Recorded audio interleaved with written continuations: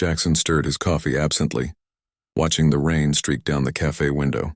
Terra Station hummed with its usual afternoon crowd, merchants, travelers, and the occasional alien diplomat passing through humanity's newest gateway to the stars.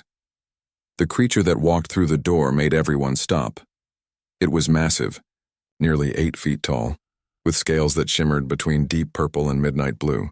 Its wings were folded tight against its back, and its reptilian eyes glowed with an amber light that seemed to pierce through the dim cafe atmosphere. The being moved with obvious discomfort, tail curling defensively as every patron turned to stare.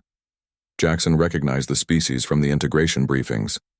A Drakithian, rare as hell and notoriously private. This one looked particularly miserable, standing in the doorway as water dripped from its scales. "Hey," Jackson called out, gesturing to the empty seat across from him. "You look like you could use somewhere to sit." The Drakithian's eyes fixed on him, surprise flickering across its alien features. It hesitated, then approached with measured steps, settling carefully into the reinforced chair. The furniture groaned but held. "I am called Jakar," the creature rumbled, its voice like distant thunder. "Jackson, you want some coffee? You look frozen." Jakar tilted its head, studying him with an intensity that might have been unnerving if Jackson wasn't so used to alien body language by now. "I do not understand." "Why do you offer this?" Jackson shrugged. "Because you're standing there looking lost and nobody else is gonna ask. Coffee's good when you're cold. Even works for dragons, I'd bet." Something flickered in Jakar's eyes, amusement perhaps, or surprise. "Dragons, yes, I suppose that is what your kind would call us."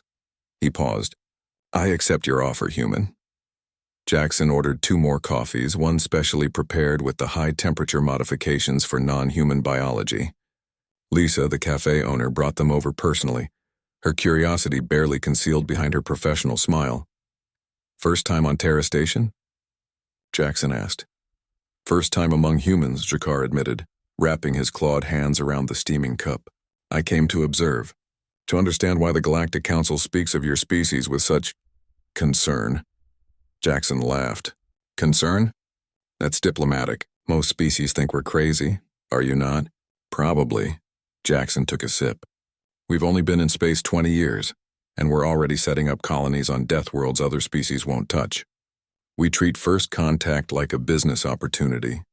We made friends with the Krev by beating them at their own combat sports." He grinned. "Yeah, we're a little crazy." Jakar made a sound that might have been a chuckle, steam rising from his nostrils. "The Council debates whether humans are a threat or an asset. Your species spreads quickly, adapts faster than any race we have encountered. And what do you think?" The Drakithian was quiet for a long moment, studying Jackson with those ancient eyes. "I think I have been lonely for a very long time. And in 5 minutes a human offered me kindness without knowing anything about me. Without fear, without seeking advantage." He gestured around the cafe. "Your kind does not bow, does not scrape. You treat me as an equal. Why wouldn't I?" Jackson said simply. "You're just a guy having a bad day. We all have those." Lisa returned with a plate of pastries, setting them down with a warm smile. "On the house." "Welcome to Terra Station, Jakar." The Drakithian stared at the gesture, something profound shifting in his expression. "Remarkable," he whispered. They talked for hours. Jakar spoke of his travels, of worlds Jackson could barely imagine, of civilizations that rose and fell before humanity discovered fire. Jackson shared stories of Earth, of humanity's chaotic climb to the stars, of the small moments that made life worth living. Coffee on rainy days, friends who became family, the stubborn refusal to give up even when the universe said no. As evening approached, Jakar stood, his movements more relaxed than when he'd arrived. "Thank you, Jackson. This has meant more than you know." "Anytime, man. You're welcome back whenever." Jakar paused at the door, then turned back. "May I ask, do you know who I am?" Jackson shrugged. "A Drakithian far from home who needed coffee and conversation." "Does it matter?" The dragon's laugh was like rolling thunder. "No. Perhaps that is why it matters so much." He bowed his head slightly, a gesture of deep respect in his culture. "Until we meet again, Jackson of Earth." After Jakar left, Lisa slid into the vacant seat. "Do you have any idea who that was?" "A guy having a bad day?"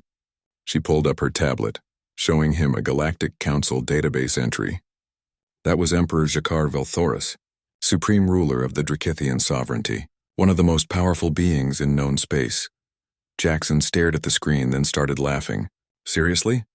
He came here incognito to evaluate humanity. There's been a closed council session debating whether to grant humans full membership or restrict our expansion. Lisa's eyes sparkled. You just bought coffee for someone who controls 300 star systems. Jackson looked down at his empty cup, still grinning. Well, good. Maybe he'll tell them we're not so bad after all.